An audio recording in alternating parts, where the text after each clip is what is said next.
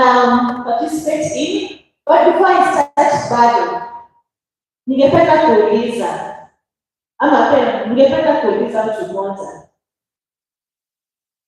Good, you're giving me attention. Let's continue. So, our rationale is to start the young people through our programs. We are international based, and also we have a branch opposite there, ABB. Okay. So our programs are with mental health, whereby we support different communities. We have the informal settlements, university community, collaborating with the wellness center. Yesterday was in a discussion. You emphasized on youth-based counselors. Ninauliza swali. Hatuna kazi na alafu mama ni mama yako hapo anataka kusikiza. Is it okay? Is it okay?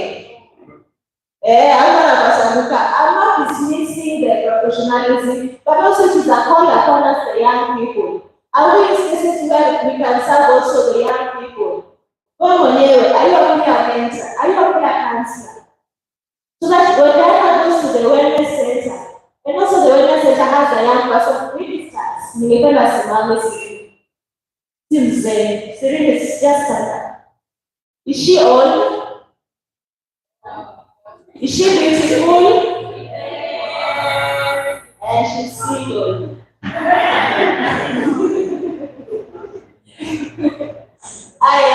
It is a call to action.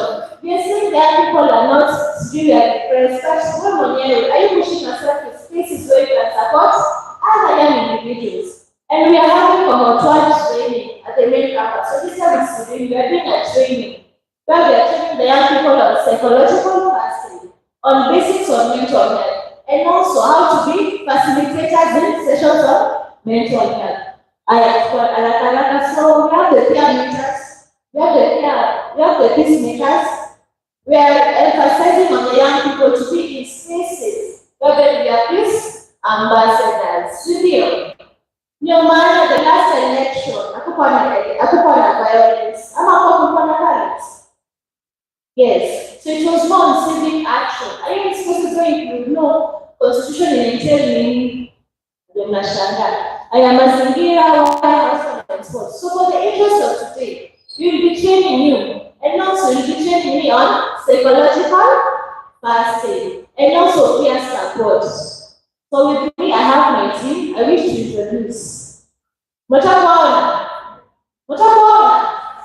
Mimi Aya. Men first, women before. So Serene can come and say hi and face.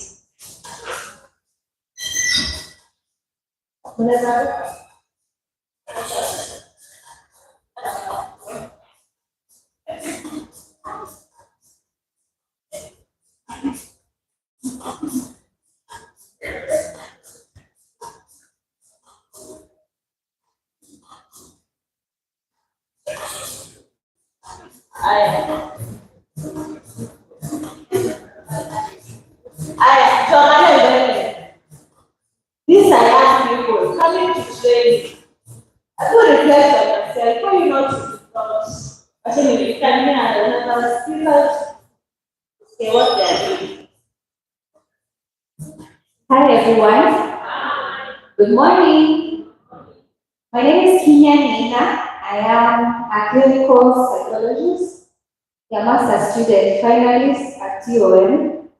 I am an author and I am the lead programs at YMCA team. And I'm happy to be here, looking forward to engaging, and I'm also looking forward to inviting you to join us at the Y. Thank you. Hello everyone. Hi. So my name is Catherine or Kate. I'm a counseling psychologist by profession. I'm a young leader and also a member of YMCA. Hi everyone. Hi. My name is Winnie Sikindi. I'm a student at UMN currently, but I work at the Wellness Center. It's a counseling center Hugo Towers, second floor, you're welcome. In case you need to debrief or kupa story ucheke, kidogo unaweza kuja tu. Thank you. Welcome members, why? Hi everyone. Hi everyone. Anasema ya, anasema ha ya. My name is Chiromo. First of all, I'd like to thank myself for taking my time and being here with you today. When I was young, I wanted to be a doctor, but things happened. Sibora ni hospitali. I'm happy to be here today, just the way you are. And I hope the engagement will be nice. Oh yeah! Very nice.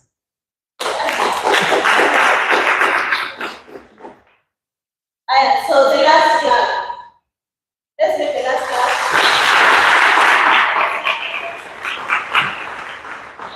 So the last class is for you. Must not be to my phone, but when you clap yourself. I don't want to get that. So this is the spirit that's why you say, and this is the spirit you'll be having during our training. It's in there.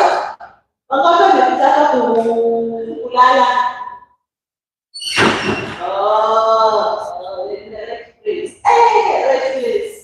So I wish to introduce you to do for us the first icebreaker. But because you do stand or as new stands, I want to share an overview of what to expect in this training. So you'll be learning on the basics of psychological first aid, which are look, listen, and link. Also, you'll be learning on how to create a safe space, and also how you as an individual will be a safe space to the other young people, and also your community. Naona nimekuja na notebook na nitakuja nayo. So number one, this is on psychological first aid. Number two, how to develop safe spaces. Then number three, peer support. How can you and your friends? Simetana kabash. Mbona mjana mwongelea mjanga? Kama mwongelea tattoos. Yasema wewe ni mabaya. Jiulize tu. So number three is on peer support. Developing peer support. Okay. And in this class, in my class, we don't write a lot. We do much on practice. So that's why I don't have a book. That's why I don't have a form. We are practicing mental wellness. Jono, aya, sini karibu sana. Utafika bado. As new works.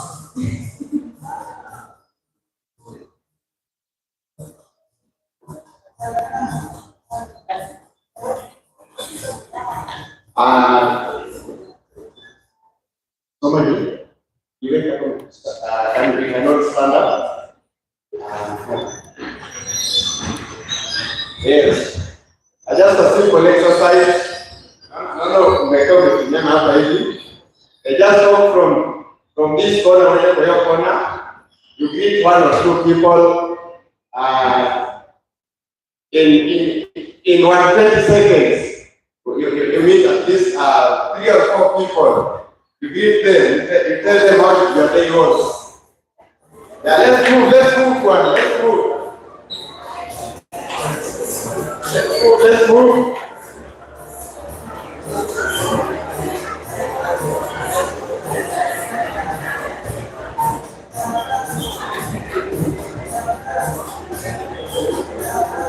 Yes, let's mingle.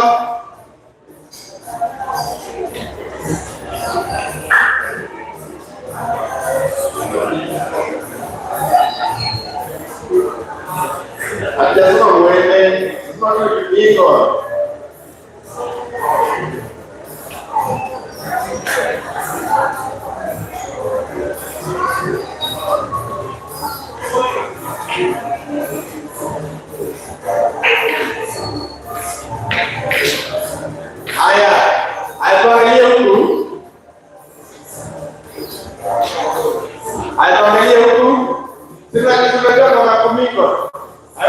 Mingle, senior.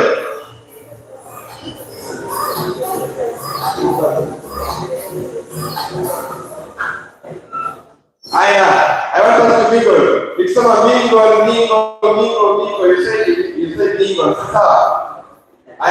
Nataka kutembea sawa. Mingle.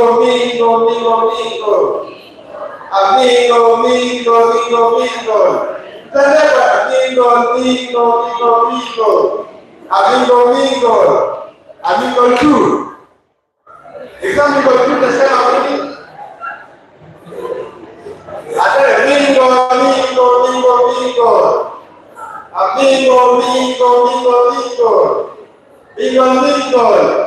Amigo three.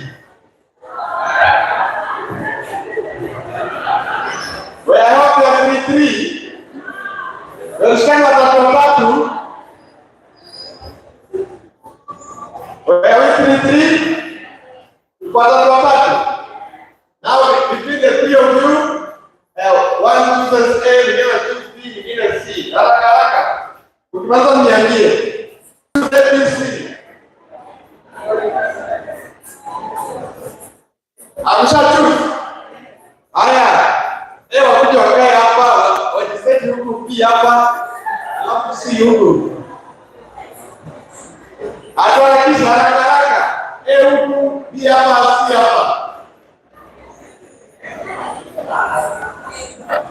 Atakupa mbele.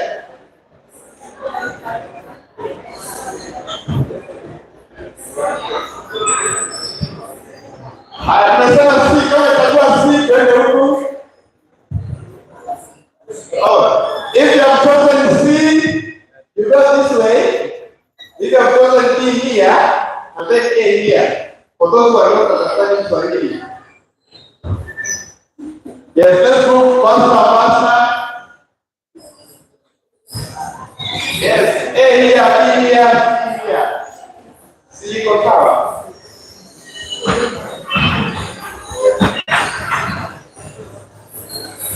Yes, let's settle quickly.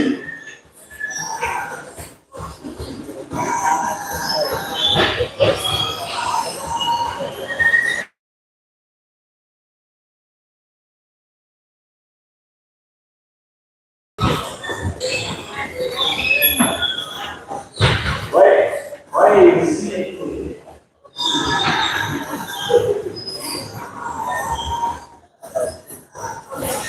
We are not here. Why?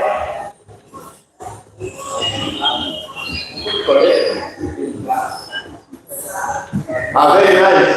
Thank you. Thank you for inviting yourselves. This area is very little. Anyway, it's just simple words. Just for this minute, about this seconds, I want these people. You see these people. I want you to be dogs. I know there are less men, but I want you to be dogs. Yeah. After dogs, I want you to be cows. You to be cows, and these ones, they are our goats. These are our goats. These are our cows. What did I say to you? Your dogs are very nice. Now, when I point to you, you do what the dog does. You bark, right? When I point to you, you walk. When I point to you, very nice. I want to know which animal has the loudest sound, right? Very nice. Let's do a demo.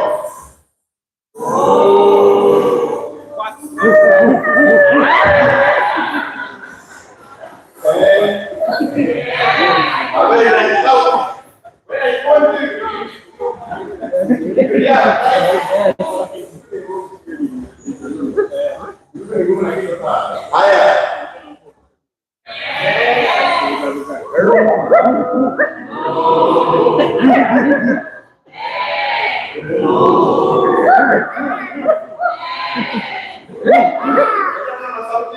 Don't know voices.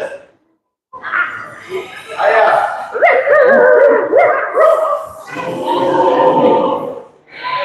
Very nice. Now we have team doggy, team dogs.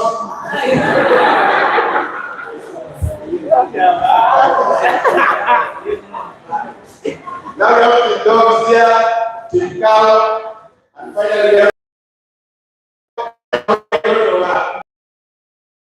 especially represented by none other than Kenya, who will give us the next steps. Karibu Kenya.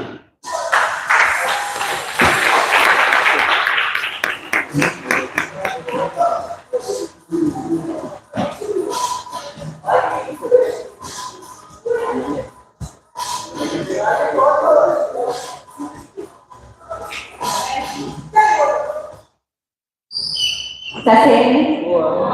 Kofiti? Yeah, tukisema leo mambo ni practical. So nataka kufanya kimeletangwa breakout group sessions. But as I mentioned, I am a student here as well, and I have two of my colleagues with me whom I would love to say hi briefly. I'm going to spot her. And they'll tell you who they are, where they come from, and what they do.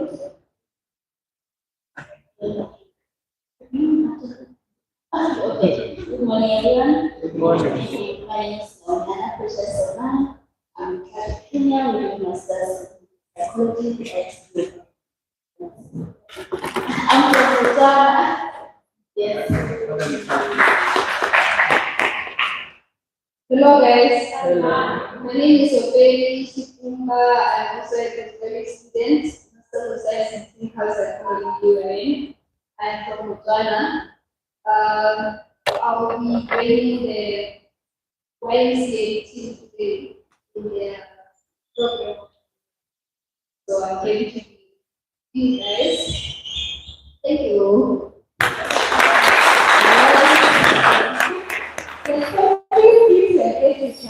In the breakout sessions so that we can learn from one another. Mara nyingi huwa tunasema peer mentor. Who is a peer mentor? What is a peer mentor? And how do we make peer mentorship effective? And one time tunaweza kuwa ngumu sana kusaidia kwa sisi kumwambia hivi nataka session. Niko umekataa hapo unaona na wewe ni sasa mbali. So what do we do? That is why we have what we call peer mentorship. So I want us to take about 10 minutes. I know we are living in groups, lakini inakaa kubwa. Yeah, I think Cameron would assist me to break them in 5 groups that we can use. The hall is so huge. So in our groups, let us try to listen and reason with one another so that we can understand what is peer support. I hope we are noting. And then we also need to understand what is empathy and how do we listen to that. In essence, how do we support one another in peer mentorship. And remember today we said equal practical. Usiseme ile kitu yenye unaona ila hivi. Ama mwenyewe siwezi tumia. So in our 5 groups, we will select one person in each and every group. Then that one person atakuja hapa tuambie group yetu tunaongelea hii, and we only have 10 minutes to do this. So when you come here, every group will have 5 minutes.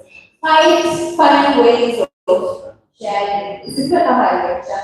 If you want to do it in kids, if you want to do it in a role play, please feel free to be creative. Yeah. So, Franca?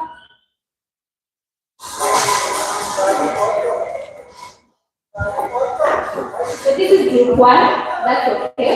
Yeah. I'm ready. Alright, from the ladies side, yes. Now this is group 2, group 3, then we have group 4 over here, 6 to give. Hi. Yes, that is group 4. Yes, group 4 from my friend Emma, and then group 5 over there. Please. And the countdown begins now. 10 minutes.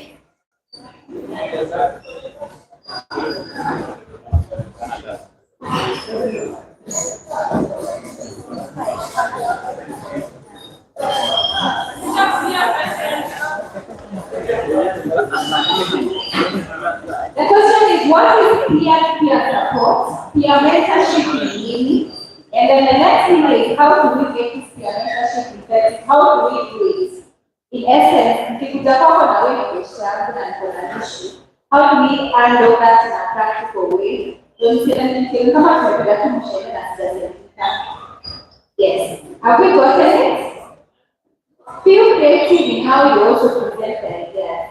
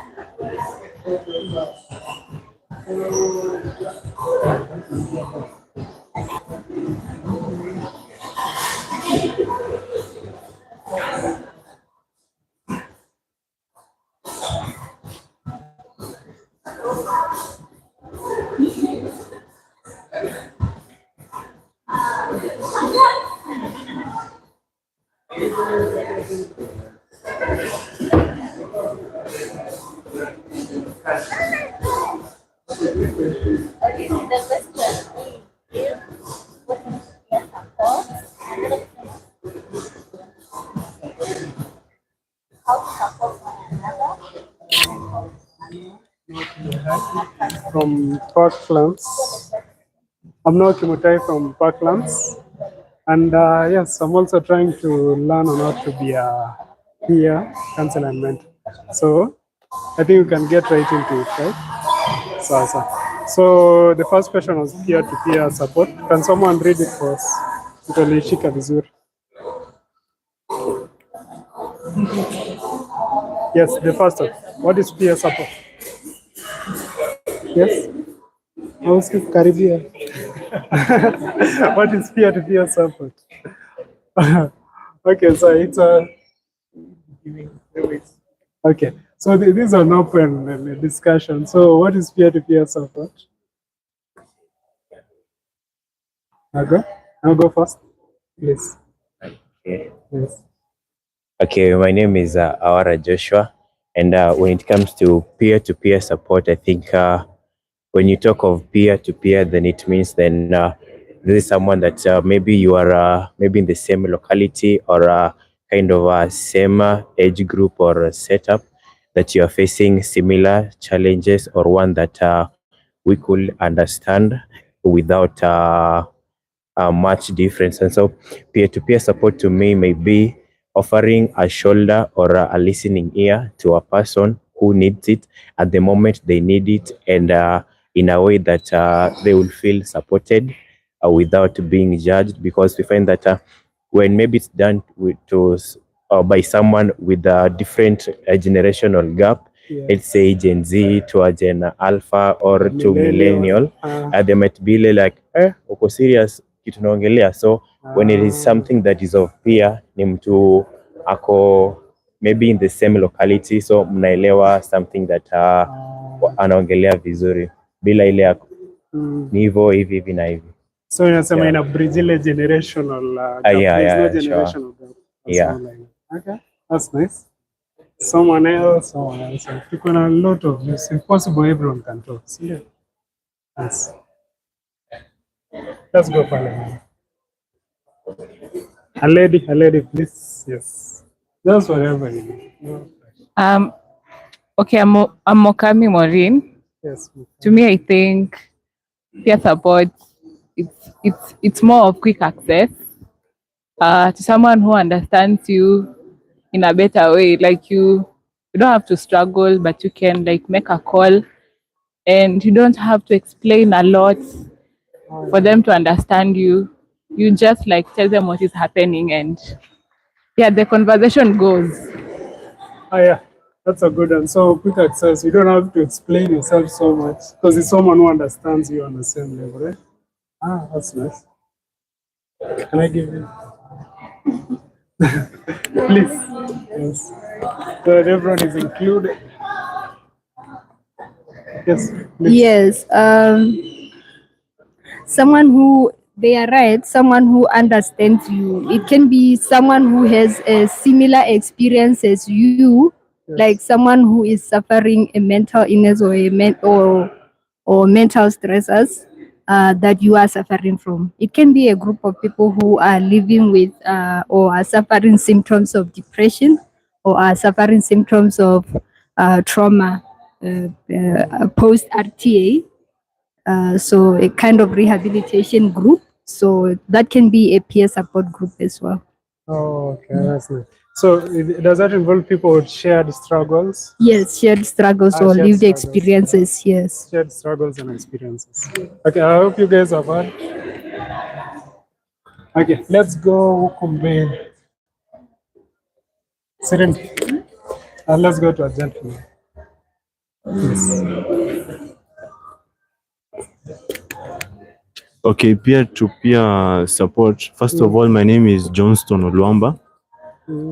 Peer-to-peer support is okay. I can frame it as a friendly aid or a friendly touch when in need, to help someone who you have the same reasoning or same background, yeah, in terms of age group and all that. Yes. Okay. Serenity, take it away. Hi everyone. Yangu ni swali. Mine is a question. So, will we say like peer support is between friends? Like me and Noah, maybe we know each other, now we are friends, and I'm telling him, stuff, or it can be between strangers when you can sit kando ya mtu kwa matatu, mshaanza kuchat, and maybe he's offering support or she's offering support. So is it only between friends ama pia strangers that you meet along the way? That's a good question. Anyone can answer that. Yeah, my name is Michael, and I think it doesn't have to be friends, because it's about people who have sharing the same experiences. So it can be a stranger who has experienced something like you. Like you can be near the mats, then there's always someone who is umeshaibiwa tena, so atakuja kusaidia. So that's peer. Yeah. So, okay, just as you continue, can we keep it English? I see there's someone who might not be understanding Swahili. So let's say in English. Hi, my name is Lenny, and I think a peer-to-peer mentorship, I don't really think that it should be like someone you've had similar experiences with. And the fact that I have had major depression doesn't mean that I will only mentor someone who has had major depression. I can also be of assistance to someone who is just stressed, someone who has anxiety, someone who has schizophrenia. Like, it doesn't necessarily have to be that we have shared experiences. You say, maybe like you might find someone who has had childhood trauma. Maybe someone came from a dysfunctional family, and then for me, like maybe I came from a perfect family. I can mentor this person. I can give, because someone from people I've met, someone who has been from dysfunctional families, they tend to have a negative perception of marriage. For example, me, like growing up, I didn't like how my dad used to treat my mom. He used to disrespect her. So I grew up with that mentality that men don't respect women. So I didn't see the need for, but I went and stayed with my aunt, and I saw how like they were relating with their husband. Like, I saw respect, like there are men who can respect women. You see, now my mindset about marriage changed. Like, I don't think it necessarily has to be that we've had similar experiences. Struggles, Yeah. stuff. Yeah, you can help someone who has had who is going through something different than you. Like for me, I live by this quote. Sometimes I go through things not for myself, but because of someone who will need what I will get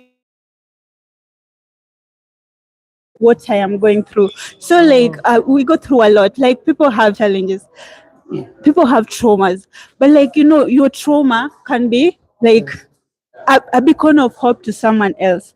For me, like I've gone through so much.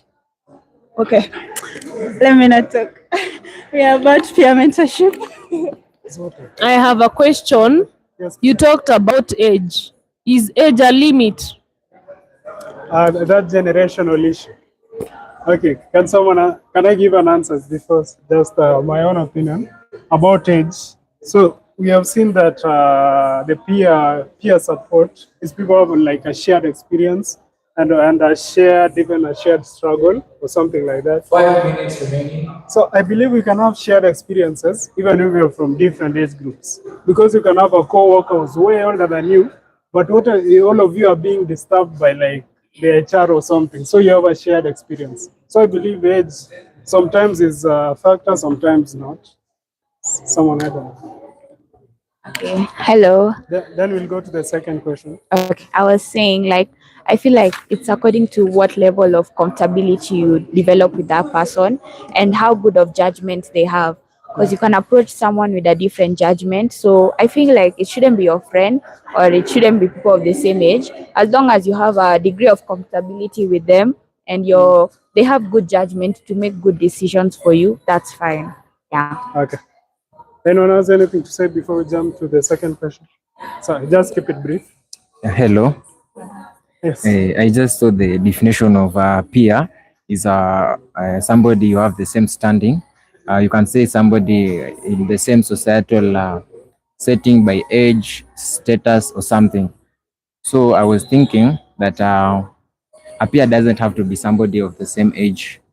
Can be somebody that you share the same status. So maybe you've gone through the same thing. Yes. You see. So that means your peers, not in matters of age, but Yes. because you've experienced the same situation. Oh yeah. Yeah, because you have the same standing now. So I think when you meet a stranger and that stranger has gone through the same thing, your peers not because of age, but because of the things that you've gone through, because you have the same standing, you have the same status. So Let's move swiftly to the second question. I believe it was talking about empathy and listening without judging. So yes, let's get into it. Someone was not contributed.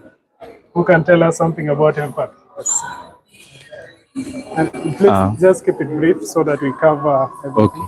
So my name is Samuel. Yes. And I feel like empathy is understanding or like communicating to the other person that whatever they are going through is okay or it's normal. And also the listening without judgment. I feel like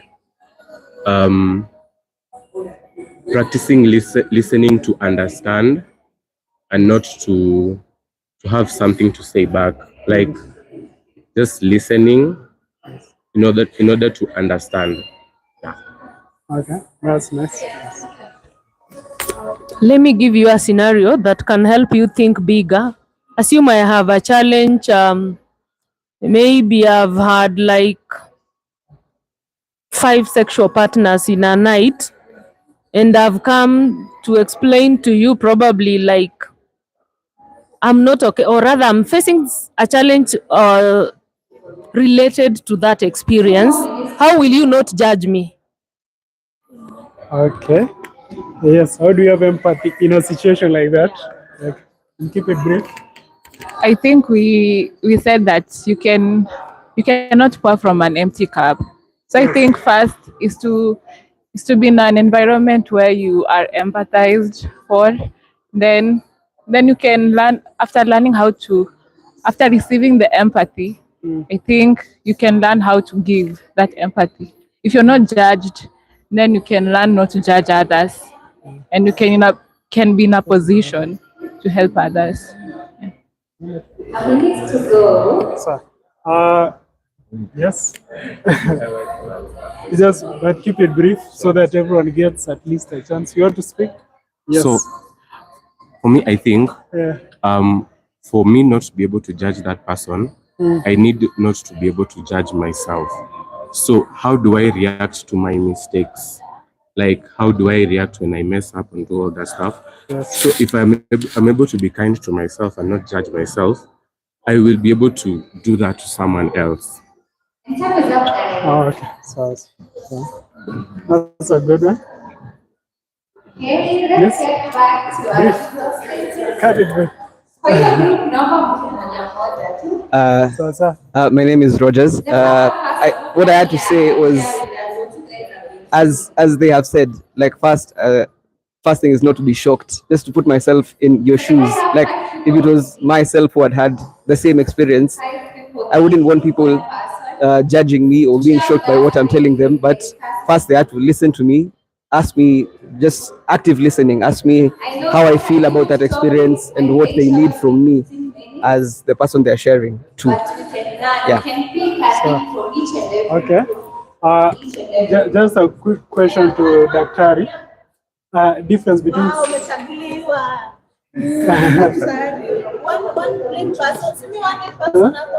Let me just speak because I have the points.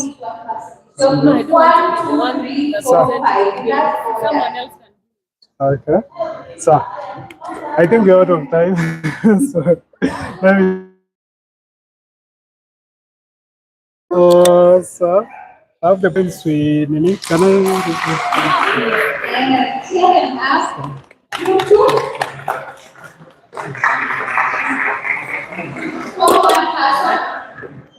And group 5.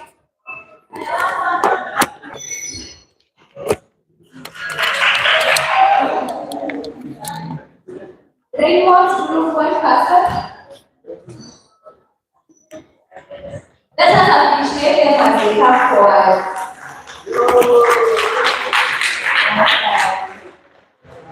So we begin with 1. That's open. Hello everyone. Good morning. So, point of correction, not group 1. We are the goats.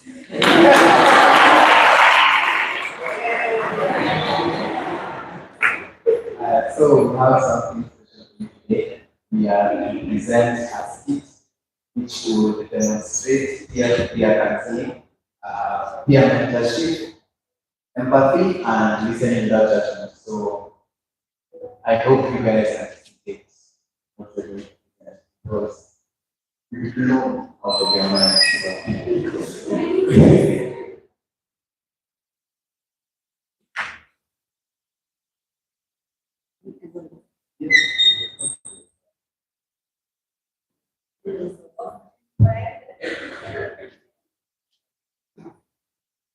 Yes. I'm going to sending you to, and unfortunately for us, so I'm going to give a very brief presentation of what we did. We had a very engaging conversation. So, in the first question about the peer support, everyone had no to say something that's going to go through. So the one thing that we started on the point of peers are people from the same age, the same place. But after discussing, we looked into the fact that you can be a peer with someone who is not even your age yet. Like for example, your work is like 20 years older than you, who has the same shared experience as you. So we saw that peers are people who share experiences, share struggles, and you had a very good example. I think let's be in that position where maybe I'm attached, Then looking at your pockets, you find that your phone has been stolen. And then, yeah, it's so, and you might be seated next to you, to next to a stage, you don't know, but then when you explain that situation, they actually get, because they have also been in that situation before. So this is someone who's your peer, a peer in that struggle. Yes. And someone who you all share experience. So when it comes to the support part of the peer support, it came to we discussed and saw that peer-to-peer support can be done by listening to this person and putting themselves in their shoes, which took us directly to the second point of empathy and listening about that. And for this, we gave a very simple explanation of empathy, and that is validating someone's feelings while also caring. But this has to be differentiated from sympathy, where you make someone feel like they're so weak. Yeah. So this can be done by validating someone's feelings and then putting yourself in their shoes. And then one of our group members gave a very important point of active listening. Because when you have to empathize with someone, you should not just you should not be like a spectator with their problems. You should be more of an engaging conversation so that they feel like you actually care about what they're doing. And then there's a question we discussed in this of let's look at the example of someone. Okay, I'm going to give it. So an example of someone who maybe has said that maybe this was first, and then they come and explain the situation to you. And someone who's going to do something. Okay, so how do you empathize in a situation like this? After discussing, we were like, when it comes to this, you have to look at this person as someone who has a problem, not someone who is like a criminal offender, someone you have to look down upon, but someone who you have to put yourself in their shoes and understand their situation. So I think that was a bit of what we talked about. Thank you.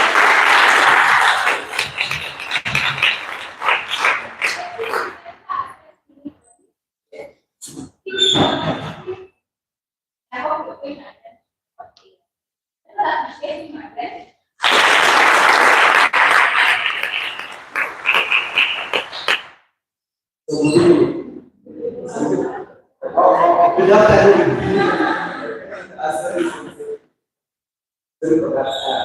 So, I'm representing Group 3. Group 3 only. So, there are matches of wisdom there.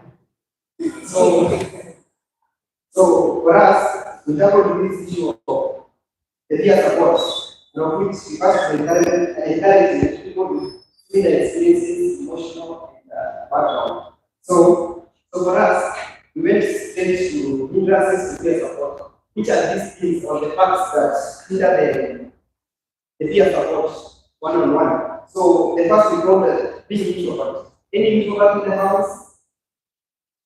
So that's a first hindrance to peer support because introverts normally do not communicate. So how will they be assisted? So we went to another one, fear of being judged. Sometimes you have a secret, but you cannot go to communicate to others because you see that it should be exposed and it will be no longer assisted.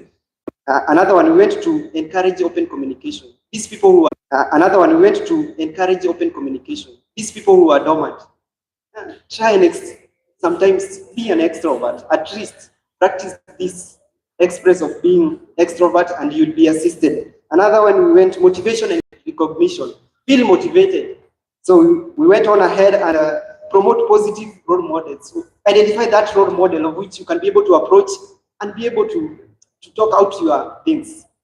So another one, proper training and promote positive role models. I reached there.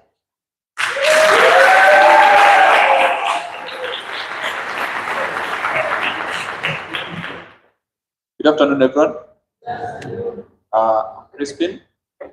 representing Group 4. Group 4 are those brilliant, beautiful, and handsome faces at the back. Those ones.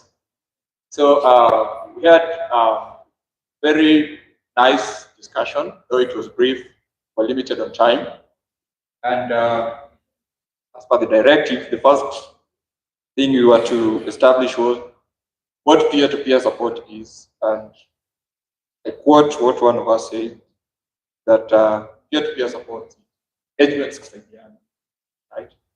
And this is because most of the issues we face, most of the issues that come our way are similar. So probably what we'll be going through tomorrow is what I'm going through today. So we're able to help each other in one way or two. Okay? Now, we delve deeper to look on how we can make peer mentorship effective. Some points we discussed have already been mentioned by my presenters who came before myself. So first things, you have to put yourself in your peer's shoes. If he's presenting something, if someone, first of all, as again, my friend has said, it's not easy, by the way, for some of these people. So whenever someone opens up, you have to put yourself in their shoes. You have to validate their feelings, and you have to provide a safe space and give undivided attention. Someone comes to talk to you, if it's your phone, keep it away. Just give them the time, the posture, the environment, make it very comfortable for them so that they're able to also, establish that trust that I can be heard, I can be helped, this conversation. Do not share your problems while trying to provide a solution. Try as much as possible to focus on the solution, if in any case you're offering one, and not trying to bring your own problems in this engagement between yourself and your peer. The other one, which again we really spent a lot of time here, and it remained as a question we never managed to solve or come up with, like a real defined argument about it, is you have to establish if your peer just wants to be listened to or actually needs a solution. There's one of us who was arguing that the moment someone comes to you, they're already having a problem, and therefore, at the end of it all, they expect to get a solution. But there are several arguments that actually did arise from that some people, they just want a place they can come and offload it. So they just want you to give them that ear, just listen to them, just be there for them. Some people also say that, yes, someone can come to you, they tell you something, but you're not in that position to help, So we agreed you can listen to, you can even encourage continuous engagement, and even later proceed on to refer. The other thing, do not look shocked. No matter how big the problem is when your peer is sharing with you, if you look shocked, if your peer shocked, if you start showing subtitles in your face, wow, hey, you're going to demoralize these people. So just remain calm, it's going to motivate them. Also, swear secrecy, confidentiality is really key, and just that constant reassurance. Thank you very much.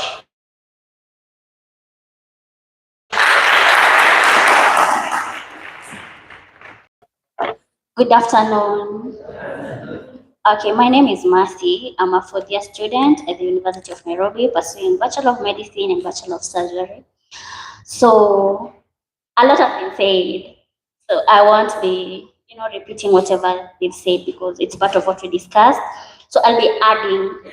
So number one, we asked ourselves, what is peer support? And we came up with it being there for one another, physically, mentally, spiritually, financially, and in all other spheres of life. So the key thing we felt or we thought is, number one, the support should be appropriate. Like for instance, I come to you and I tell you, I'm battling alcoholism or something, and then you divert to other things, the support should be appropriate at that time. The support, we should also, as we take seriously. Yeah, and honestly, I'm so happy to see majority. Yeah, I haven't forgotten the skits. Majority of them being gents, because at times when you do these kind of setups, tunapatanga ni madem tu tuko. But let us appreciate the gentleman, and let us appreciate her as well.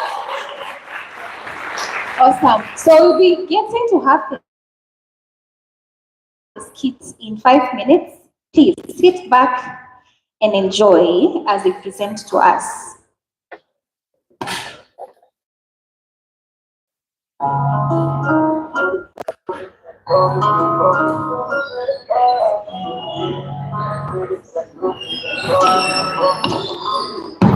Hello.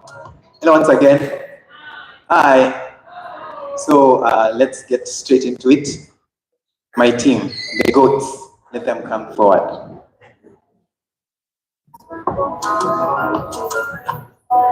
So we said today we'll be learning, practicing. So we are going to demonstrate peer-to-peer mentorship, peer-to-peer support, empathy, and listening without judgment. A story called Kasupu.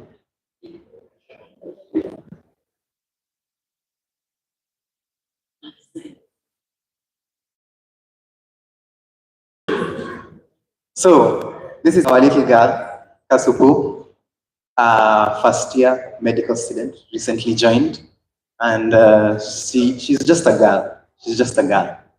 Likes to go out, likes to meet new people, likes to, loves life and loves love. So Kasupu uses most of her time to, go out, weekend tuko wapi, tunaenda wapi, and within her travels, she meets a sponsor. She has a sponsor who provides everything. You can see the sponsor. The sponsor looks like he has money. Anakaa mtu anajiweza. So the sponsor provides for her. Mwita kila weekend. Kuja nikupeleke Alchemist. Leo nakupeleka Saruva for the weekend. Nataka simu gani? iPhone 17? Poa. Yeah. So in her endeavors, first semester passes. Second semester, third semester passes. Has she read? Has she read? Has she attended class? Does she want to go to second year? We don't know. You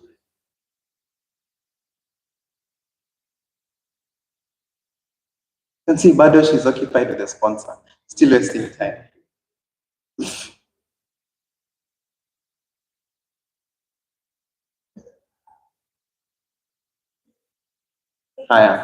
So, she also has friends wenye wanamsupport wakienda out, they go out together. Little does Kasupu know that time is running out and end of year is coming. So Kasupu is stressed. Kasupu now comes to the realization that, end of year ni next week, class hajakuja, hata soup ni sure retake yo. Oh. Kasupu goes there. Friend is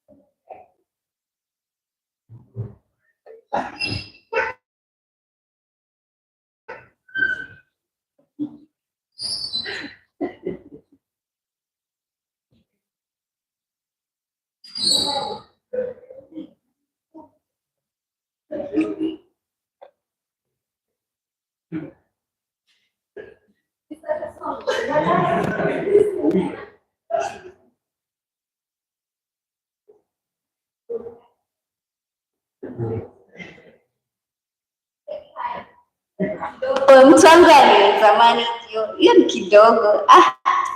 Sasa ni mwende tuko ofisi. Unaweza enda tuko ofisi yake atakusaidia. Urudi tushike kakota. Ndio, awe unajua. So, Kasupu gets a referral to the lecturer. Lecturer who goes by the name of Mr. Kasongo. Kasupu has been told that Mr. Kasongo, when you give him something, atakupitisha. So let's see. Knock knock. Hi sir. So my name is Kasupu, and and we have exams coming, and I was hoping that you would help me kindly. Nani alikukaribisha huku? Nani alikuleta huku? Mwenye alinileta si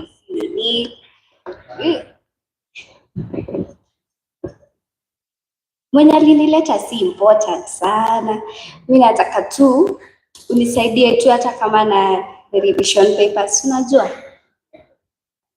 Mi nitakupatia revision papers, hata kama ni pesa nitakupatia, lakini alikueleza ile process yenye unafaa kupata hiyo kitu?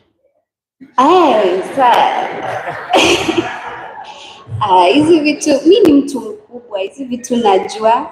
Mimi siwezi kukuangusha. Chochote unataka, wewe niambie tu, nitumie hata kama ni bank account details, nini, nitakusort. Yeah, so nitakupatia bank account, lakini si bank account. Ni wewe ndio utanipatia hiyo account. Pardon?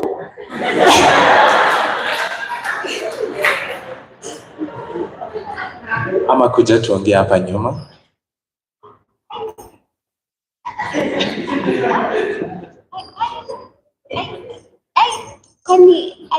Kwani ni mas?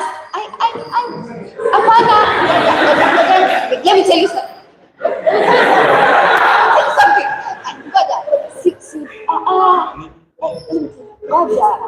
Kitu tutamaliza tu saa hii.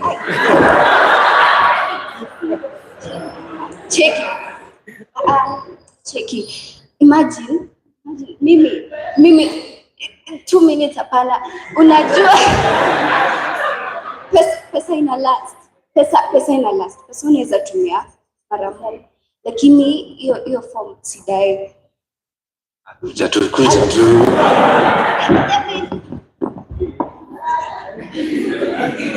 I wonder what's going to go on. I wonder what happened to Kasupu. Can you guess? Any guesses? Si wote tumefikiria, si wote tunajua kinyefanyikia Kasupu. So, Kasupu, come back. How has it affected Kasupu? You can see Kasupu has a lot of stress. Kwanza, end of year ni kesho. Hajasoma, class hajaenda. Imekuwa tu mzinga quarter every weekend. And now she went to the lecturer hoping to get, to pass. But now something else has happened. So she goes back to her friends. She goes back to her friends to ask for support.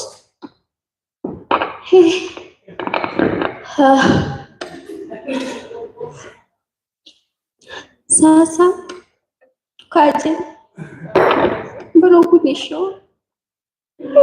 Ukunisho keleshe unanihepa sahi. Ukunisho hey, ni sawa tu, ni sawa tu.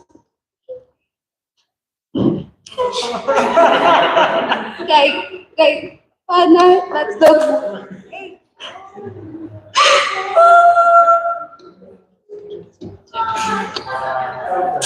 No one wants to help Kasupu.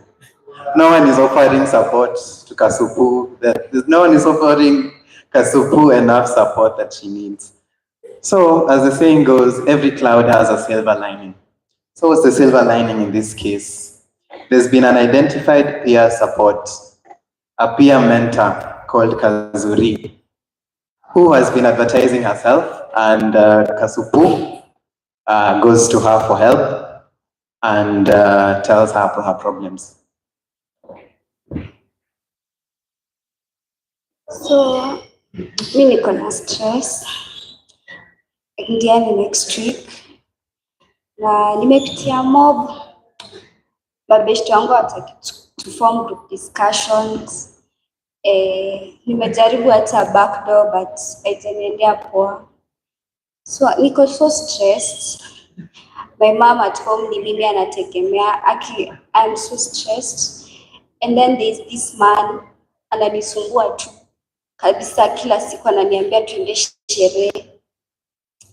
Niko tu na mashida mingi and I just want like someone to talk to, someone who can be there for me at least, you know, cause nilikuwa na marafiki walikuwa tu wa sherehe.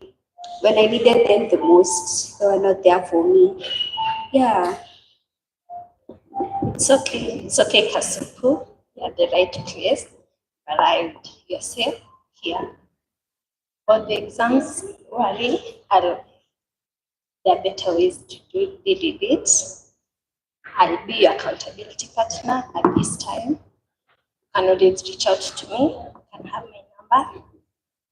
Then I'll always reach out to you to give you some tips on how to prepare for the exams and follow up after some time to see how far you've gone with it. And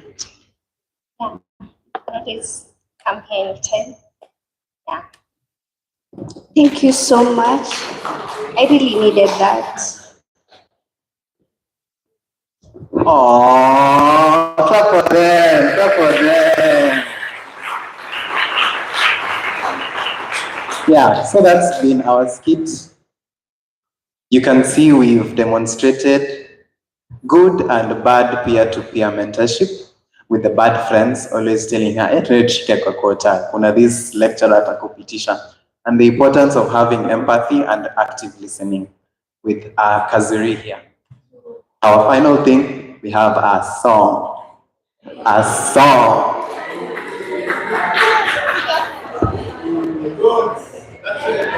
It's got a content, it's got a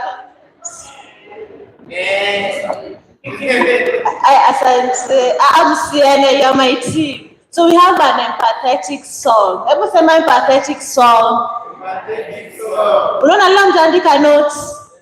Empathetic song. Alafu, acha tuone step 1 kwanza. So you know this song. If you are happy and you know, clap your hands. If you are happy and you know, clap your hands. Very nice. Ini series. Ama tusimame hapa hadi kesho, si ndio? Team with the goods. So this is more on how do you support someone and how do you be empathetic with individuals, si ndio? How are you relating with someone else's feelings? Tuone take 2. If you are happy and you know, clap your hands. If you are happy and you know, clap your hands. If you are happy and you know, and you really want to show, if you are happy and you know, clap your hands. If you're sad and you know, squeeze a hug. Wow, unaona kile tunafanya?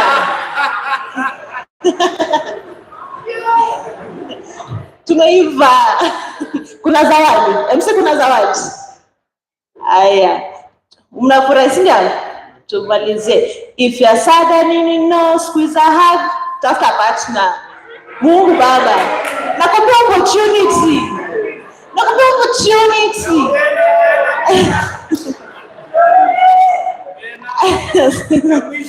Ya mwisho. Unataka niseme kiss? Aya, if you're happy and clap your hands. If you're anxious and ana wewe unatembea. Unataka mtu mbaya, sawa. If you're anxious and breathe in, out. And we are the goats.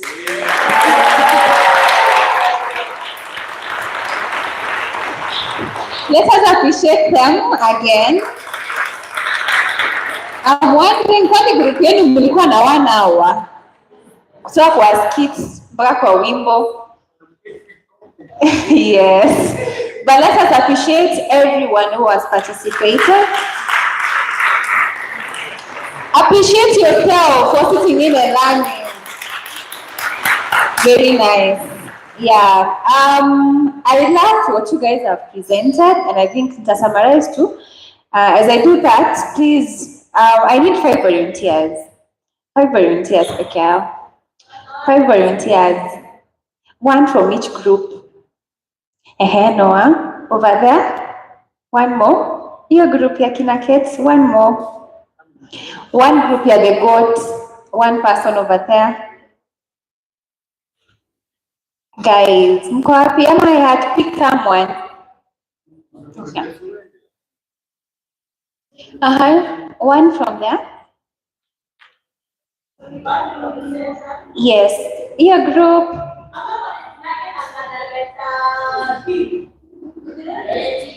Thank you. The gentleman. Let us appreciate him. The guy in white.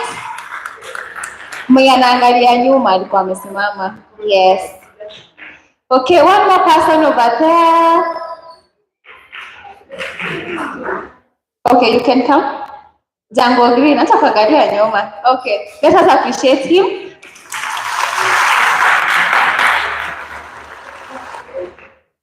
And 1 more from this group. She's the author. Yes, thank you.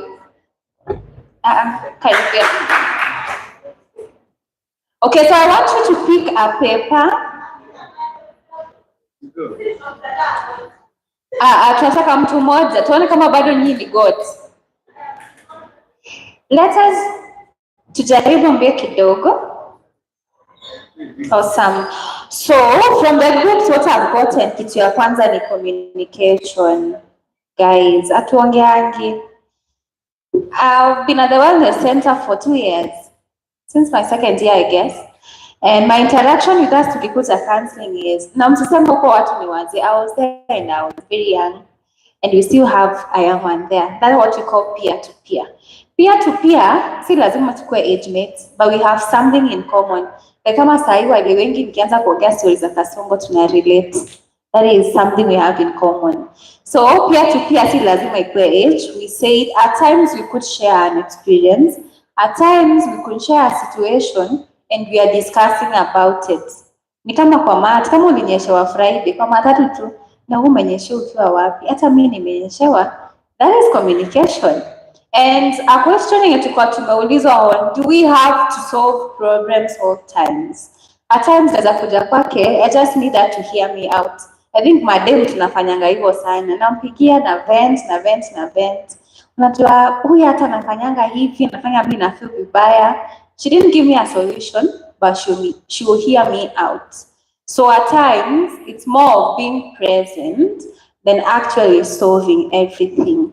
And she will agree with me, Dr. from Chiromo, that at times we say, do not be a savior. You cannot save everyone, but you can support, you can be present.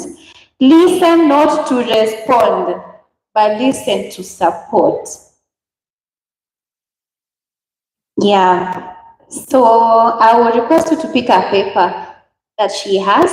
Then in 1 minute tuambie utafanya nini?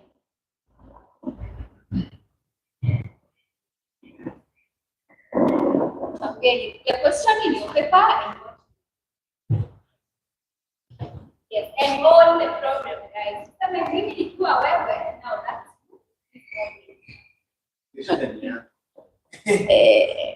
my girlfriend, sasa boyfriend. My boyfriend of 2 years left me. I feel like I could die. First thing, personally, what I do, I journal. So yeah, I journal. Journal ni kama diary. So you write down how you feel. If you're not someone who expresses yourself verbally, I'd say, but you can also talk to someone. So yeah, talk to someone. Personally, I journal or I write my journals to God. So I'm like, dear God. Yeah, I feel like it's a prayer journal, I'd say. Yeah. Yeah, I think that's ideally how to handle it. Let us appreciate her. Najua uko na points na uko na opinion, and your opinion matters, imagine. So the moment we are done with this, tukienda hapo nje tafuta best yako mwambie vile ule demo alisema kweli inaweza work. Yes. Let us appreciate her.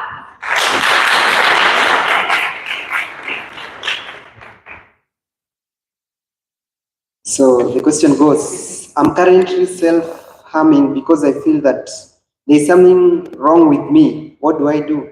So as a peer support, so I can encourage the person to just identify a mentor. It's you.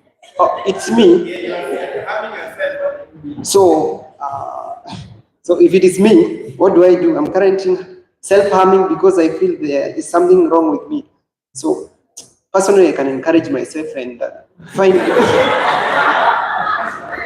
So I can find that. So I can visit a wellness center of which I can be able to identify that clinic or counseling psychology, and I can be able to express my empathy. I can be able to express myself, and from there I can be able to get help. So another one, had a retake in the exams. So for this, a retake in the exam, firstly, there is a next time. So I can work hard and put more effort to do well in the next exam. Unaona anasema I can work hard, hajasema I will work hard, anasema inaweza. Hayuko sure. I can visit wellness center, yani nitaenda. So my question was failing exams. Okay. If I was most of us have been in these situations about failing exams. The first thing I'll do is talk, especially to those that have passed the exams that have failed. Maybe regroup, rethink, re-strategize, find a way forward on how to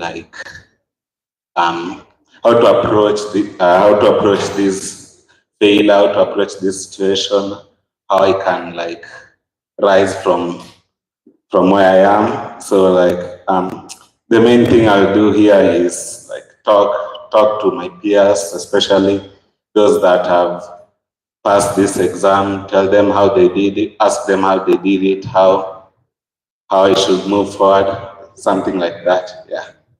And yeah.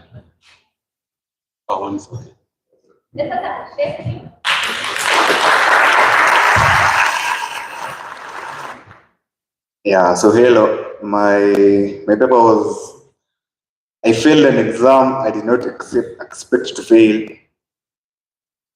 and school stress. So for me, I'd say there's a next time, and if it's possible to meet the lecturer and discuss the good ways that I could have done the exam, I'd have gone. And if the lecturer is not approachable. Maybe it's like a song, or I'd probably look for my fellow students, my peer. Maybe I go to the wellness center and talk to the team, tell them about my issues. Maybe I have a background issue that's making me fail my exams, despite the fact that I'm reading. And if I'm not reading well, I look for newer strategies to read, to study. Yeah. Hello everyone, I'm Kinara Joshua. So I am struggling with finishing school because of financial issues. So if this was me, in this case, being in a financial crisis, what I do when I have most of the problems, how I encounter them, I write down what I can achieve and what I cannot achieve, what I can do and what I can't do. And it makes it easy to handle things that you can do only, and then I will say leave the rest to God. I don't know whether that resonates with everyone or not, but what I can do, for in this case, if you're a student, the financial office in UN actually has a lot of money, if you don't know, because alumni is actually fund that place. I have people also look for students who have difficulty in financing the education, and they come in handy. So going to the financial office is one of the ways of getting funds. Help is another option. That is what I can do. Another thing I can do is find my own way of making money so that I support myself. If it means deferring for some time, I know not many people can do that. I can defer for some time, look for money and come back to school. So that is what I can do. The things I can't do, that is, I won't stress a lot about it because it doesn't solve anything. So kukaa na kujihurumia, it's not a solution for me. Yeah, I guess that's what I can do. Awesome. Let us appreciate the team. Let us appreciate them more. Okay. Can I have like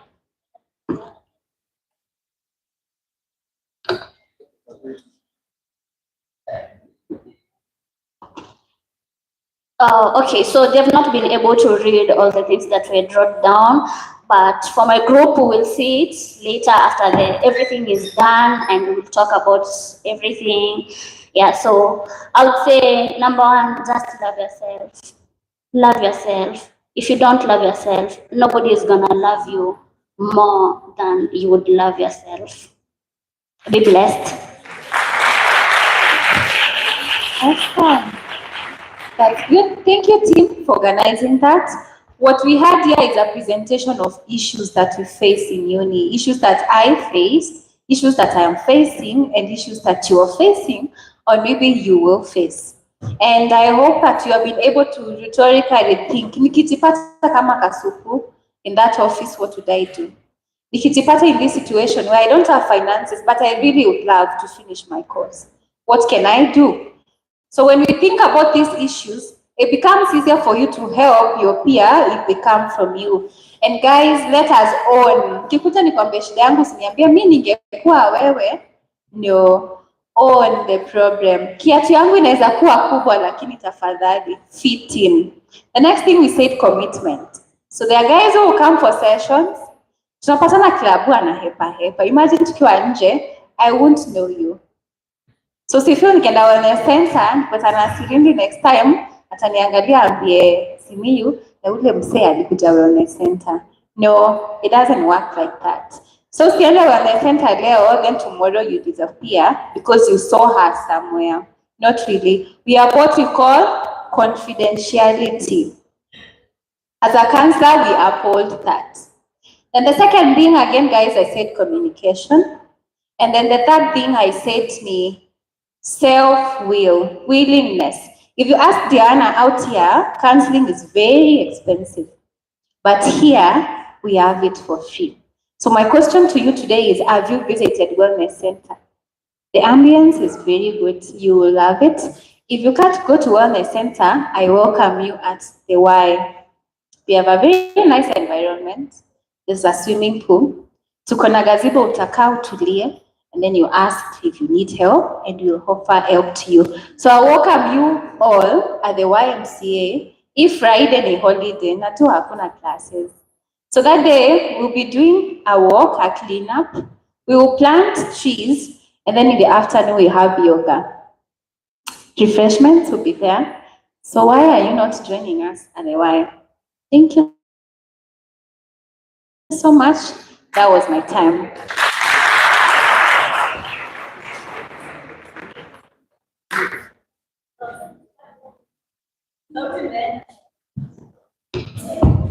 Oh. Aya, umesikia tuko na swimming pool? Aya, be honest with me. Wangapi washai swim? Hata kusoma na jamani kuswim. Oh, standing in water. All right, so we are learning. Are we learning? Are we writing? So mental health, it is a practice. Sindio? Si ati nikikuwa na stress, acha nikimbilie notes zangu Diana nikuje nikusaidie. Ina working hivyo. Hata medicine ni working hivyo, but they practice. Sindio? Aya, we are almost winding up in today's session, but the question of the day is, ukitoka hapa, kesho ulale na uamke kesho, utasaidia mtu. Kenya has mentioned on willingness. I understand, utalipwa. Sindio? Ama pia mentasonga pia nalipwangwa mshahara. Oh, sawa. So it is a willingness to support the community. Sindio? Aya, we are going to our last session. Ningependa msimame, ni mwana wengine wananiombea. So let's stand. Na mimi si mgonjwa. And I want to have one partner. One. Guy. One person. Yeah. Male, female is sawa. For this is me. One partner.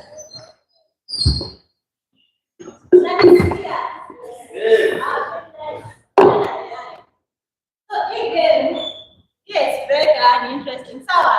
It is a song. Unakumbuka nyumba moja leo? The happy hello.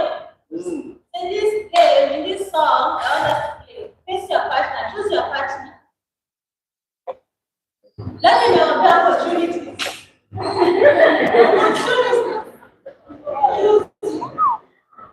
Yeah, choose a partner.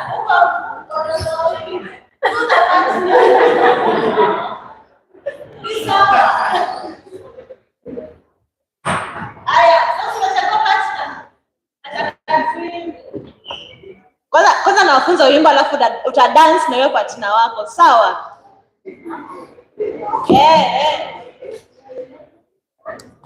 Aya, Simiu, nishike simu kwanza. So, hiyo wimbo inaenda hivi. Aleta gogo. Sema hivyo? Very nice. Kuna kwaya. Aleta gogo.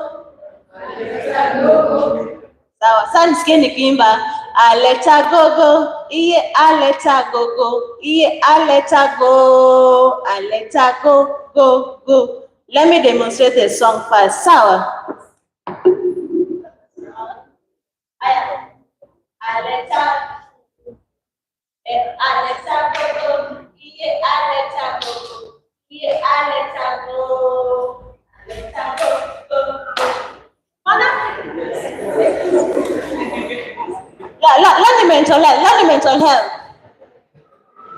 So mimi si dance kwa niwaimbie kidogo partner wangu teseka. Aya, face your partner. Aleta gogo, iye aleta gogo, iye aleta go. Zunguka. Tafuta space. Tafuta space. So unaweza kutadance watu waone. Hapa nyinyi best couple. Aya.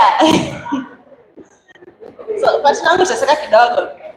Wale enjoy. Aya, 1 2 aleta gogo, iye aleta gogo, Aleta go. Aleta go. Go. Go. Ita resign. Unafurahi sana kuliko dance. Nifanye tena? Kabla change. Kabla change. Soma mwingine. Aleta go. Aleta go. Aleta go.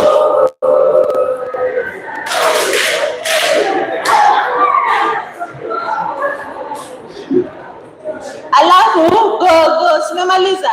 Alafu unageuka mwenye kwa nyuma yako. Sasa kama ni mwanaume mwenzako, usimkatae. That's your peer support. You don't choose a counselor, you don't choose the support. Sawa?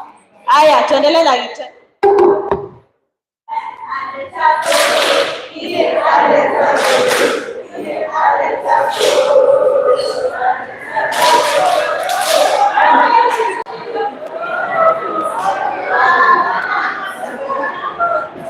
Sasa nione mkitransition.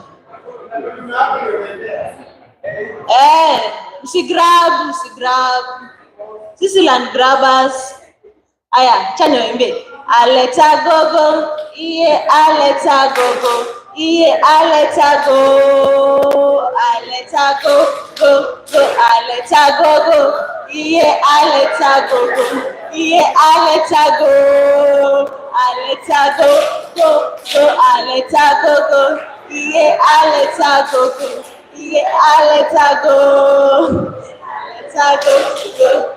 Aleta gogo. Aleta go. Aleta go. Aleta go. Yamusho, aleta go.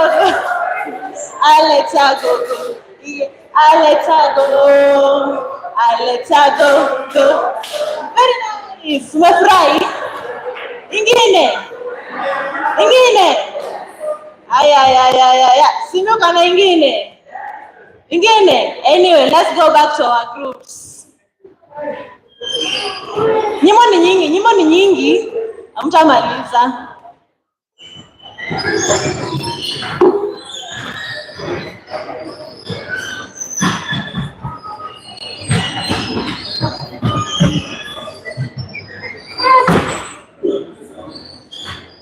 Aya, we're back to our groups. So I'll be summarizing on psychological first aid. Sawa. Before I summarize, choose one. Chague between male or female. Wageni ndio kwa observant. Ni female, sit down. Women's power. Very nice. Aya, choose one lady from each group. One. Ataka supu. Aya. Hapa kuna ladies karibu mbele. Uko back left. Backbencher. Aya, hapa mbele. Ama nje ni gents. Aya, hapa. Guy, hakuna female. Hapa karibu. Nje pino mtu kwa president.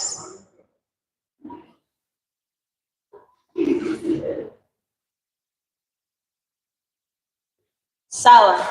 So in psychological first aid, kuna one parent and 3 sons. Sema one parent and 3 sons. Uko na kitabu? Hauna. Kama uko na kitabu, fungua smartphone. Au send money. Kind of talk. Number 1 in psychological first aid. Someone is in crisis. Ama you are being sent to respond to a crisis as a peer mentor. Number 1, you do what? Prepare. Say prepare. Uamki tu unakimbia to a crisis. You never know. Preparing inamaanisha find the details on what is happening on ground. Nyinyi first learners. So preparing. Sindio? You call, you inquire. Where, when, what is the support? Usikwenda kerere to rush to things by the way. Because you can rush to somewhere, kupata ni Al-Shabaab. Nawe si KDF ni pia mentor. Unashangaa ama unapigiwa simu someone akona seizures. You're not a medic, you're a peer mentor. I will tell you what to do after this. Sindio? Number 2, look. So look ndo tuko na game hapa. Looking, kuona. Si kila mtu anaona? Everybody is seeing. Hakuna blind person. So in these letters, in these things, they'll be acting out. Una group gani? Hapa. So each group utakuwa respond on what she acts. Because in mental health, unaona tu kila mtu amekasirika. Sio?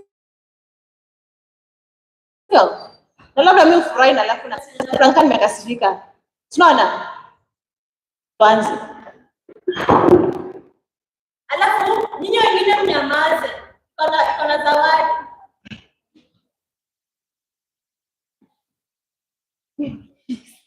Aya. Ama ikiwa leo class. Ndio tupate pesa. Yeye ndio group. Emotion. Usiongee. Nyinyi pasana. Hakuna tuongeze sio? Tena ngumu.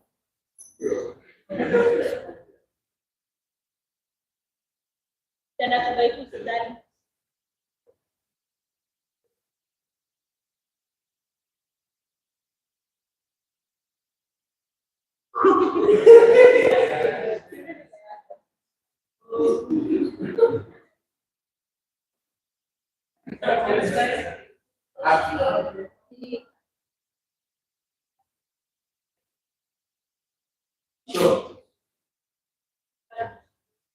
Aya, the last trial.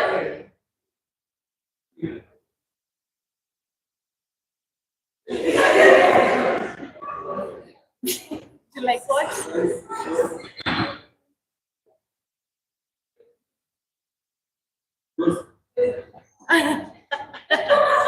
Aya, ni sawa, ita shida. What's the word? Amused. Usually feeling amused, amefanya gestures. Hata wako wanachukua. Aya. So to make this game interesting, tutakuwa na group 1, 2, 3. Sawa? Aya. Tana kila group kwa respond, wala umeongea. See that emotion.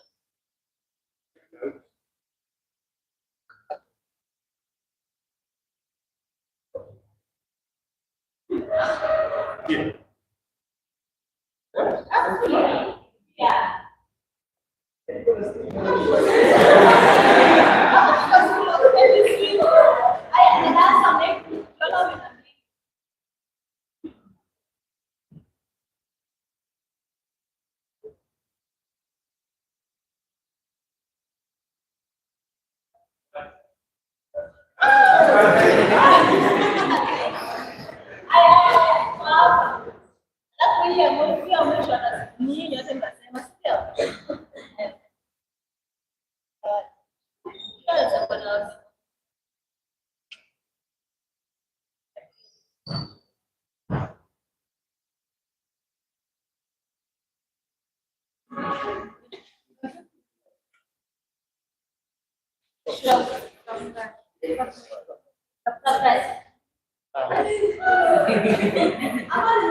Uko surprised aje?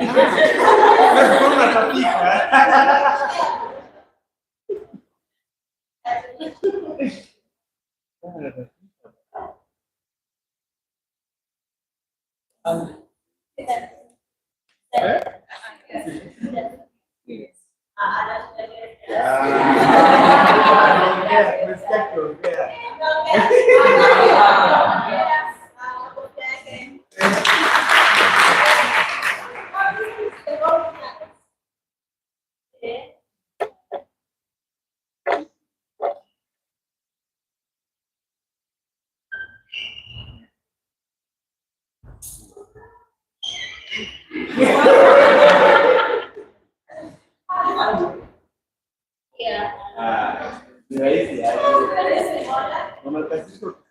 Aya, sawa.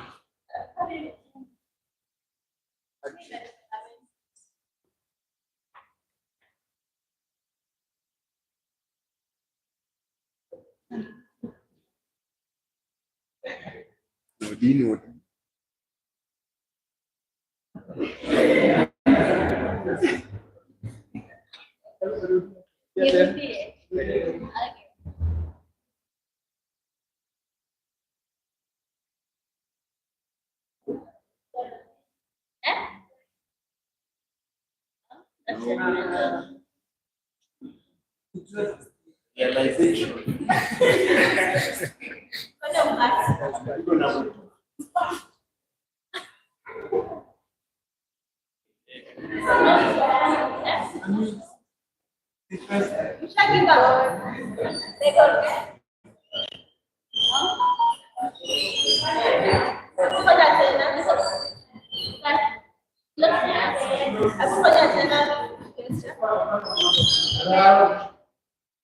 Okay, niwapeni.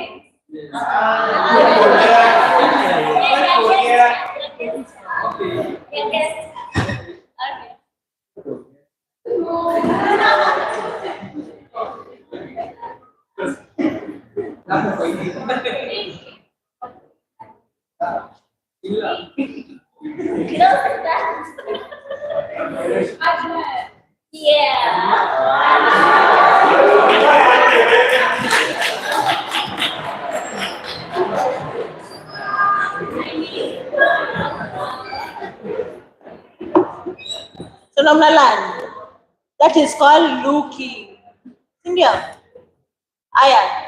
So to save on time, we are almost winding up. As a peer mentor, also as an individual, it is be keen to backbenchers. Alafu wacha niwafunze kitu moja. Nikisema waterfall, sema waterfall. Very nice. Aya. We are in point 2. Look. So when you look at the gestures, non-verbal cues. Because not everybody in distress are verbal to it. Sawa sawa. Tuende number 3. Listen. Unajua kuna watu tu wanasikianga lakini hawasikii. Yeah. Uko na sense lakini your sense I sense. It doesn't much. So write on your notes. I'm having a reference so that I don't leave key points to this. So listening, it plays more to you as a peer mentor. Sawa. You as a helper. What are you listening to from the individual? It helps you on how also do you introduce yourself. Sindio? Shona wale watu wanasema mimi nilienda kwake kumsaidia na hakuwa anaongea. Siko baya, alirespond.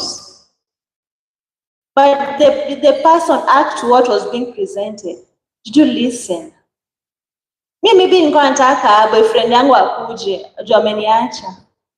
Alafu uko hapo unakuja na story yako, asiwe mimi niliachwa nikaamua kufanya hivi na hivi. You see, you're comparing situations. So you're not listening to my crisis. Getting it? Munaandika. Hii class ni gumbaru. Aya. Class ni gumbaru. So approaching someone, listening helps you to approach someone. It also helps you to introduce yourself. It is nice also when you are going to support someone, introduce yourself. Don't just respond and say, nimesikia unataka maji ya kunywa. No, you say, my name is Diana. I am a peer mentor at the University of Nairobi, Chiromo campus.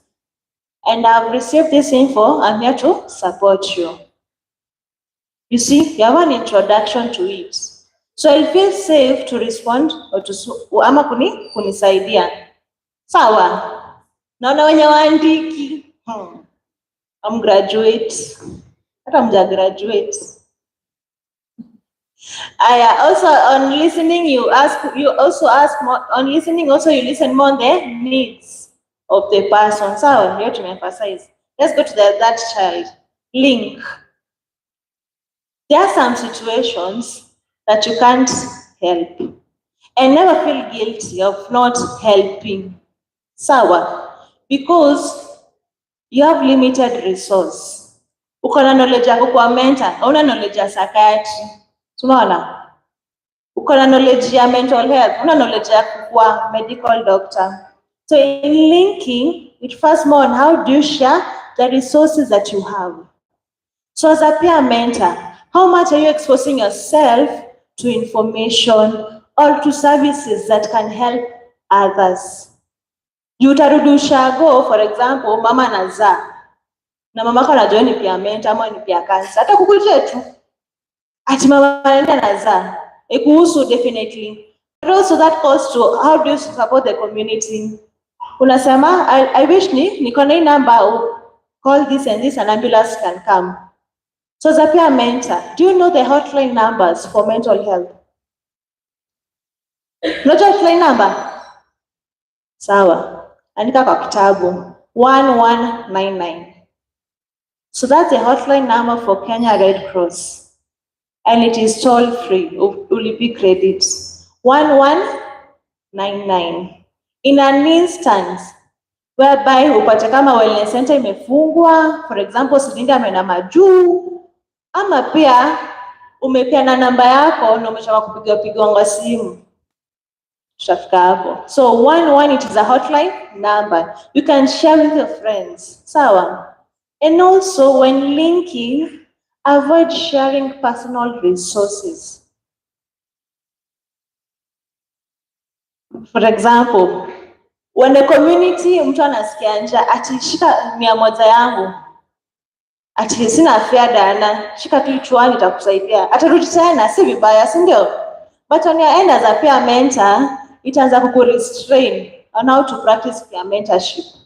Utakuwa judgmental, utashindwa, mimi niende niongee alafu niombe chuani. So it is limiting you. Sawa? So avoid sharing personal resource. Even avoid sharing your personal numbers. Share the numbers that are in the facilities, kama wellness number. Ama share direction to the facility. It is not bad to help somebody. Niwape namba yangu, but itakupea ile draining feeling ya kushinda umesaidia because you are not an expert. As a counselor that I am, I know how to control the situation. But wewe utafika point umblock. Unaona sasa imekuwa stigma. Very nice. I'm summarizing on this. So sharing access to information, access to service and other help, umeandika hivyo. Connect to the loved ones and social support. So connecting with the loved ones and social support. There is an instance unaweza pata this friend of yours, maybe akona binti yake mwingine, ama maybe akona sibling, ama somebody who can support better. In a scenario whereby you won't stay longer with this person. But there is a but to it on confidentiality. So even when you're sharing the linkages, there's a confidentiality to it. Sawa. Inform the person. I wish to share this information for this purpose. Ama have this information for better support. Sawa. Usiende upende namba yangu sijui Kenya Red Cross. Shangaa. Imagine unapigwa na Kenya Red Cross na sasa nyumba inachomeka ama anything is happening ama ambulance inakuja kwetu nitashangaa. So inform the person, seek consent. So that is something that we are emphasizing in the policy development in mental health. In terms of quality rights for people with lived experiences of people in crisis ama in distress. Consent. Usichukue tu mtu mpeleke Mathare. You can share with a sibling, share with a parent. Sawa sawa. Tunaelewa? Aya, number 1, mmemaliza. What do you do for PFA? Yeah, prepare. Number 2, look. Number 3, number 4. Number 5.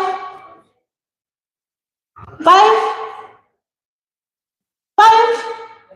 Simunyamaza. Number 5. Yeka kwa linking. So number 5. Sorry? Yeka kwa linking. Connecting with loved ones kwa linking. So number 5 also that I didn't mention, but it is an emphasis. It is a practice. It is called aftercare. Stroke self-care. Because you have exposed yourself to traumatic experience, to people in distress. How as you as a peer mentor take care of your well-being?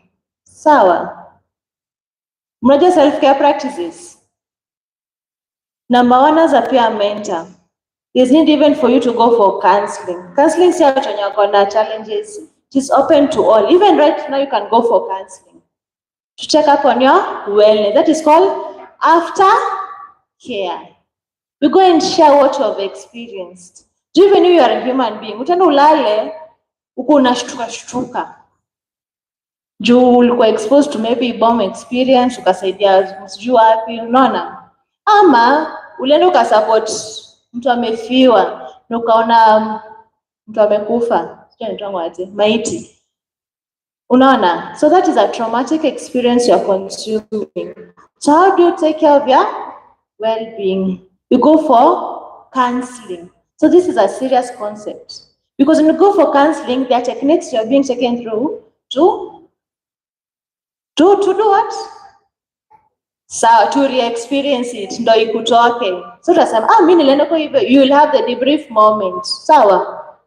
And also self-care, it calls on personal hygiene, kuoga. Watu wangapi wameoga? Leo? Jana? Si wewe naangalia. Yes, self-care. Self-care ni nutrition and it is kuoga ni muhimu. Hebu Google benefits of bathing.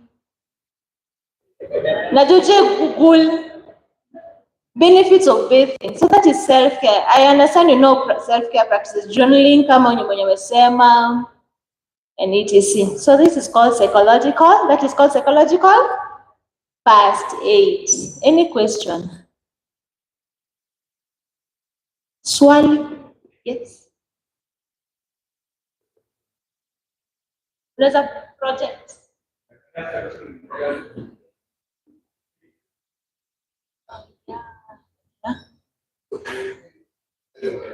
Mnasikia?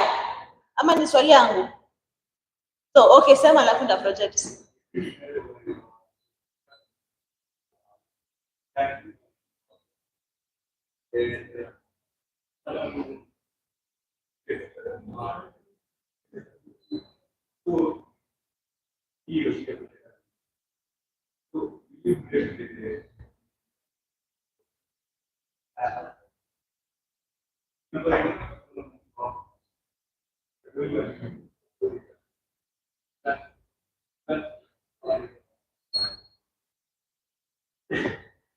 So thank you so much for your question. So his question is, when you have it is for counselors.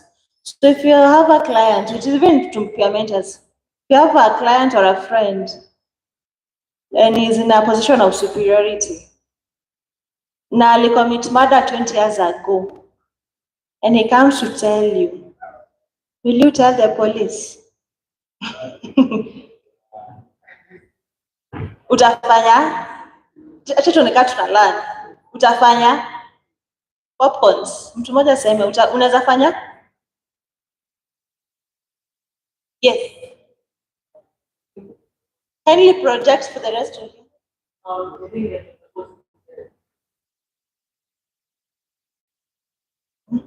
He should tell the police.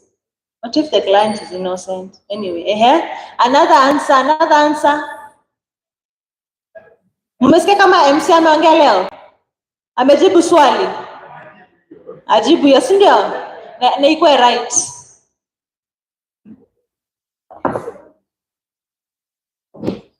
Okay, for such cases, you really need to inform the police because like it's murder. So you really need to inform them and also be cautious on how you do it. Yeah.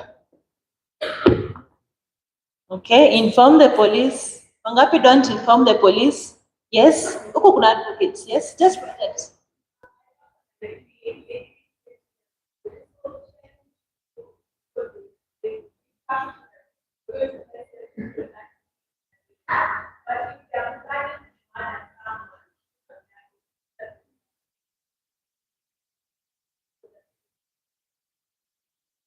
Years ago, kwanza leo ni 205.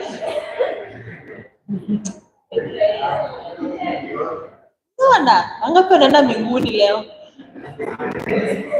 Aya, the last one, the last take, there was a hand hapo. Kuna mawakili wako huko? Umeleta watoto, si ndio? Aya, the last answer. Ni wewe, wakili, yes.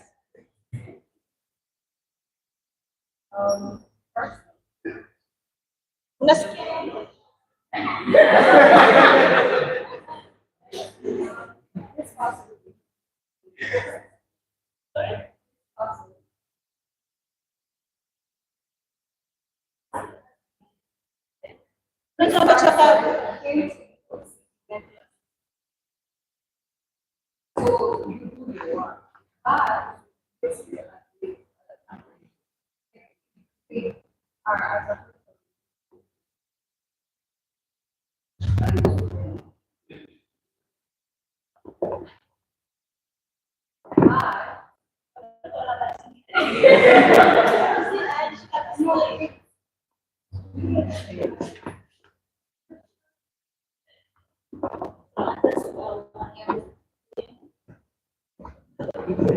This is what I will do. The person came to you seeking mental assistance, so you do your work, you assist them mentally. And I will check if they're suffering and that is why they came to you, right? Will reporting them worsen their situation, because you also have to look at that. So you go ahead, you report them, that only worsens the situation. And we've said the goal is to look for a solution, right? So do something, whatever you will do should be a solution to them. So I personally will not report them. Yeah.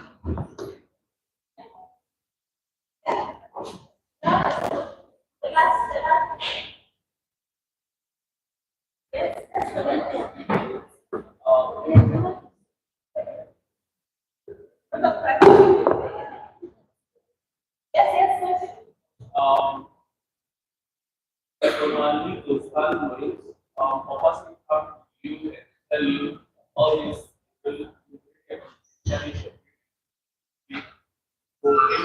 so by reporting them, maybe they told you not tell you what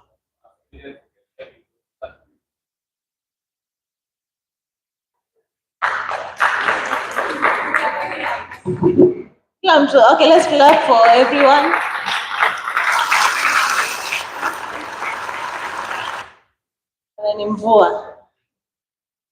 So I'm summarizing on this. Yes, there are ethics to peer mentors, there are ethics in counseling, and they cut across. I will go with your take. So he's there for mental support. And before you go for counseling, unajazanga form. And in that form, there are limitations for you as a counselor to disclose information. Limitation number 1. Peer mentors muna link, simsipeani information za watu. So limitation number 1, when you can share someone's information, is when he or she can cause harm to himself or herself. The person is suicidal. That's when you can breach confidentiality. Single. Limitation number 2, he or she can cause harm to others. Atimili wanaenda kwa wataiva. Kila watu wanaiva, unacheka. Unasikia tu sijui pipeline kumechomeka. upate ni ule client wako fulani ama mentor wako fulani. One can cause harm to someone else. Sindio? Tuna relate? Aya, hiyo ingine ni criminal. So that such cases are very sensitive to report because you're also exposing yourself. So you don't know if this person can come to you akuue, juu pia wewe ni evidence. Unajua labda aliua kila mtu kwa kwingine. So namekuja kukuambia. It is a very sensitive discussion. So what you do? It is nice to consult with someone in your superiority because different organizations have different policies. And when you report someone else's client, you are exposing the organization. Unajua tu hizo stories zote, sawa? It is nice to consult on this. All right?